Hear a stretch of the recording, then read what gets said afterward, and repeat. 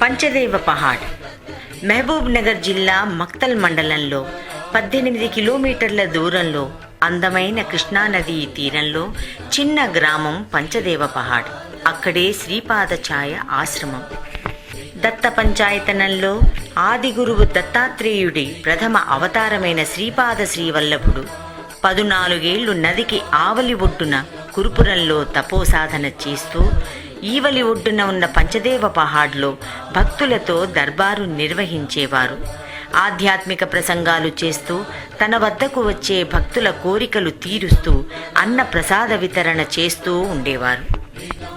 అదే స్ఫూర్తితో జూలై 11 నుండి 19వ తేదీ వరకు శ్రీపాద ఛాయ ఆశ్రమంలో వరుణ యాగం చేయాలన్న సత్సంకల్పం కలిగింది.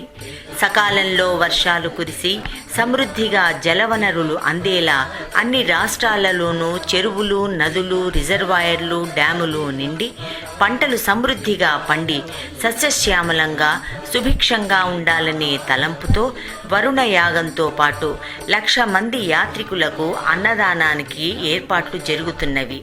వసతి ఏర్పాట్లు కూడా ఉన్నవి. 9 సంవత్సరాలుగా పంచదేవ పహాడ్లో భక్తుల సహకారంతో ఎంతో శ్రమకూర్చి విశ్వకుండలిని జాగరణ కొరకు అన్నదాన కార్యక్రమాన్ని ఒక మహాయజ్ఞంగా భావించి నిర్విఘ్నంగా కొనసాగిస్తున్నాం. ఈ నిత్యాన్నదానం భక్తులు, యాత్రికులు, గ్రామంలోని వృద్ధులు, బీదలు, పిల్లలు అందరికీ అందేలా చూస్తున్నాము. ఇవే కాక శ్రీపాద ఛాయ ఆశ్రమంలో ప్రతి నెల 2వ ఆదివారం గాయత్రీ హోమం, పితృహోమం, అనఘాష్టమి వ్రతం, గోసేవ వంటివి కూడా జరుగుతున్నవి. శ్రీపాద ఛాయలో జరిగే వివిధ కార్యక్రమాల్లో పాల్గొని భక్తులందరూ శ్రీపాద శ్రీవల్లభుని కరుణా కటాక్షాలను సంపూర్ణంగా పొందాలని విజ్ఞప్తి.